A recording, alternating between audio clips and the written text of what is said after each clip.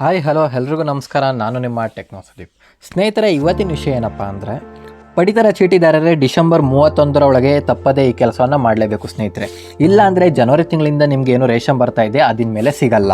ಹಾಗಾದರೆ ಸ್ನೇಹಿತರೆ, ಎಂದಿನಂತೆ ನೀವು ಪ್ರತಿ ತಿಂಗಳು ರೇಷನ್ನ ಪಡ್ಕೋಬೇಕು ಅಂದರೆ ಏನು ಮಾಡಬೇಕು, ಪ್ರತಿಯೊಂದು ಡೀಟೇಲ್ಸನ್ನು ನಾನು ನಿಮಗೆ ಈ ವಿಡಿಯೋದಲ್ಲಿ ತಿಳಿಸ್ಕೊಡ್ತೀನಿ. ಸ್ನೇಹಿತರೆ, ವಿಡಿಯೋನ ಸ್ಕಿಪ್ ಮಾಡ್ದಲೇ ಪೂರ್ತಿಯಾಗಿ ನೋಡಿ. ಅದಕ್ಕೂ ಮುಂಚೆ ಇನ್ನೂ ನಮ್ಮ ಚಾನಲ್ನ ಯಾರ್ಯಾರು ಸಬ್ಸ್ಕ್ರೈಬ್ ಮಾಡ್ಕೊಂಡಿಲ್ಲ ಬೇಗ ಸಬ್ಸ್ಕ್ರೈಬ್ ಮಾಡ್ಕೊಳ್ಳಿ, ಮತ್ತು ಬೆಲ್ ಐಕಾನ್ ಕೂಡ ಪ್ರೆಸ್ ಮಾಡಿ. ಸ್ನೇಹಿತರೆ, ಬನ್ನಿ ವಿಡಿಯೋ ಶುರು ಮಾಡೋಣ.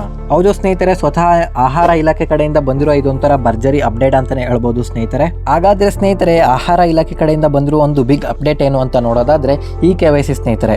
ಈ KYC ಮಾಡಿಸಿಕೊಳ್ಳದೇ ಇರುವ ಪಡಿತರ ಚೀಟಿಯಲ್ಲಿರುವ ಪ್ರತಿಯೊಬ್ಬ ಸದಸ್ಯರು ಸಹ ನ್ಯಾಯಬೆಲೆ ಅಂಗಡಿಗಳಿಗೆ ಭೇಟಿ ನೀಡಿ ತಮ್ಮ ಹೆಬ್ಬೆರಳು ನೀಡಿ ಹೆಸರು ಮರು ನೋಂದಣಿ ಮಾಡಿಸಬೇಕು. ಅಂದರೆ ಈ KYCಯನ್ನು ಮಾಡಿಸಲೇಬೇಕು ಎಂದು ಆಹಾರ ಇಲಾಖೆ ತನ್ನ ಪ್ರಕಟಣೆಯಲ್ಲಿ ತಿಳಿಸಿದೆ ಸ್ನೇಹಿತರೆ. ಹೌದು ಸ್ನೇಹಿತರೆ, ಆಹಾರ ಇಲಾಖೆ ಕಡೆಯಿಂದ ಒಂದು ಭರ್ಜರಿ ಇದೊಂಥರ ಅಪ್ಡೇಟ್ ಅಂತಲೇ ಹೇಳ್ಬೋದು. ಇನ್ನು ಮುಂದೆ ನಿಮ್ಗೆ ಏನಾದ್ರು ನೆಕ್ಸ್ಟ್ ತಿಂಗಳಿಂದ ಅಂದರೆ ಜನವರಿ ತಿಂಗಳಿಂದ ನಿಮಗೆ ಅಕ್ಕಿ ಬರಬೇಕು, ನಿಮ್ಮ ಹೆಸರಲ್ಲಿ ಅಕ್ಕಿ ಬರಬೇಕು ಅಂದರೆ ಈ KYCಯನ್ನು ಮಾಡಿಸಲೇಬೇಕು. ಹೌದು ಸ್ನೇಹಿತರೆ, ಪಡಿತರ ಚೀಟಿದಾರರು ಇನ್ನೂ ಕೂಡ ಯಾರೆಲ್ಲ ನಿಮ್ಮ ಈ KYCಯನ್ನು ಮಾಡಿಸಿಲ್ಲ ಅವರು ಇದೇ ತಿಂಗಳು 31ನೇ ತಾರೀಕು ಅಂದರೆ ಡಿಸೆಂಬರ್ 31ನೇ ತಾರೀಕಿನೊಳಗಡೆ ನಿಮ್ಮ ಹತ್ತಿರದ ನ್ಯಾಯಬೆಲೆ ಅಂಗಡಿಗಳಿಗೆ ಭೇಟಿ ನೀಡಿ ತಮ್ಮ ಬೆರಳಚ್ಚುಗಳನ್ನು ನೀಡಿ ಈ KYCಯನ್ನು ಮಾಡಿಸಬೇಕಾಗುತ್ತೆ ಸ್ನೇಹಿತರೆ. ಈ ಅಪ್ಡೇಟನ್ನು ಸ್ವತಃ ಆಹಾರ ಇಲಾಖೆ ಕೊಟ್ಟಿರೋದ್ರಿಂದನೇ ಈ KYC ಮಾಡಿಸ್ಕೊಳ್ಳೋಕ್ಕೆ ಯಾವುದೇ ರೀತಿ ನೀವು ಹಣ ನೀಡುವಂತಿಲ್ಲ ಸ್ನೇಹಿತರೆ. ಏನು ನಿಮ್ಮ ನ್ಯಾಯಬೆಲೆ ಅಂಗಡಿಗಳಿಗೆ ಹೋಗಿ ನಿಮ್ಮ ಈ KYCಯನ್ನು ಮಾಡಿಸಿ ಬರ್ಬೋದು ಸ್ನೇಹಿತರೆ. ಒಂದು ವೇಳೆ ನೀವೇನಾದರೂ ಈ KYCಯನ್ನು ಮಾಡಿಸಲಿಲ್ಲ ಅಂದರೆ ಏನು ಪಡಿತರ ಚೀಟಿದಾರರು ತನ್ನ ಫಲಾನುಭವಿಗಳಿಗೆ ಡಿಸೆಂಬರ್ ತಿಂಗಳಲ್ಲಿ ಪಡಿತರ ನೀಡುವುದನ್ನು ಸ್ಥಗಿತಗೊಳಿಸಲಾಗುತ್ತದೆ ಎಂದು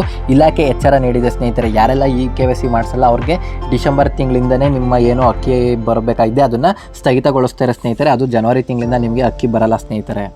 ಹಾಗಾದರೆ ಸ್ನೇಹಿತರೆ, ಈ KYC ಮಾಡಿಸೋಕ್ಕೆ ಏನೇನು ದಾಖಲೆಗಳು ಅಂದರೆ ಡಾಕ್ಯುಮೆಂಟ್ಸ್ ಏನೇನು ಬೇಕು ಅಂತ ನೋಡೋದಾದರೆ ಸ್ನೇಹಿತರೆ, ಒರಿಜಿನಲ್ ರೇಷನ್ ಕಾರ್ಡ್ ಬೇಕಾಗುತ್ತೆ, ಜೊತೆಗೆ ಒಂದು ಜೆರಾಕ್ಸ್ ಕೂಡ ಬೇಕಾಗುತ್ತೆ. ಸದಸ್ಯನ ಆಧಾರ್ ಕಾರ್ಡ್ ಅಂದರೆ ಯಾರ್ದು ಈ KYC ಆಗಿಲ್ಲ ಅವ್ರದ್ದು ಒಂದು ಆಧಾರ್ ಕಾರ್ಡ್ ಜೆರಾಕ್ಸ್ ಬೇಕಾಗುತ್ತೆ. ಯಜಮಾನನ ಆಧಾರ್ ಕಾರ್ಡ್, ಯಾರು ಆ ರೇಷನ್ ಕಾರ್ಡ್ಗೆ ಯಜಮಾನ ಆಗಿರ್ತಾರೆ ಅವ್ರದ್ದು ಒಂದು ಆಧಾರ್ ಕಾರ್ಡ್ ಜೆರಾಕ್ಸ್ ಬೇಕಾಗುತ್ತೆ. ನೆಕ್ಸ್ಟ್ ಪಾಸ್ಬುಕ್ ಫೋಟೋ ಬೇಕಾಗುತ್ತೆ.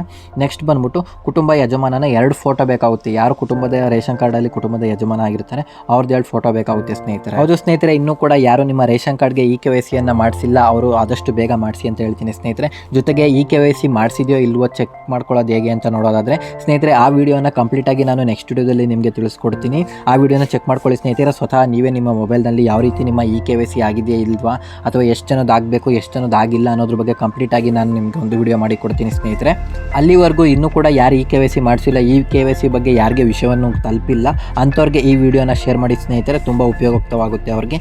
ಈ ವಿಡಿಯೋ ಇಷ್ಟ ಆಗಿದ್ರೆ ಲೈಕ್ ಮಾಡಿ, ಶೇರ್ ಮಾಡಿ. ಮತ್ತೊಂದು ವಿಡಿಯೋದೊಂದಿಗೆ ಸಿಗೋಣ. ಧನ್ಯವಾದಗಳು.